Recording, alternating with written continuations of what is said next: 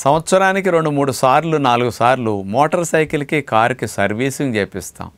మరి అన్ని వాహనాలకి అట్లా చేపిస్తున్నాం. మన బాడీ అనే వెహికల్కి ఎప్పుడన్నా సర్వీసింగ్ చేపిస్తున్నామా? సర్వీసింగ్ చేసిన వెహికల్ మధ్యలో ఆగదు. అందుకని మరి మన బాడీ ఎందుకు అప్పుడప్పుడు ఆగిపోతున్నారు? సడన్గా ఇన్ఫెక్షన్స్ వచ్చో, జ్వరం వచ్చో, దగ్గో, జలుబు వచ్చి సర్వీసింగ్ ఇవ్వకపోతే ట్రబుల్స్ వస్తాయి. కాబట్టి సంవత్సరానికి ఒక 4 సార్లైనా మీ బాడీకి మీరు ఇంట్లో సర్వీసింగ్ చేసుకోండి. అది ఎలా చేసుకోవాలో తెలుసా?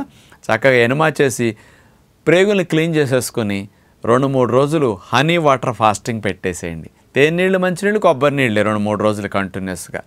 తర్వాత 2 రోజులు జ్యూస్ ఫాస్టింగ్ చేయండి.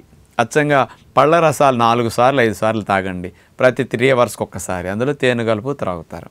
ఆ తర్వాత ఫ్రూట్ డైట్ మీద మార్నింగ్ బ్రేక్ఫాస్ట్లో ఫ్రూట్స్, లంచ్లో ఫ్రూట్స్, డిన్నర్లో ఫ్రూట్స్, ఇట్లా 3 టైమ్స్ ఫ్రూట్స్ తీసుకుంటారు 2 రోజులు.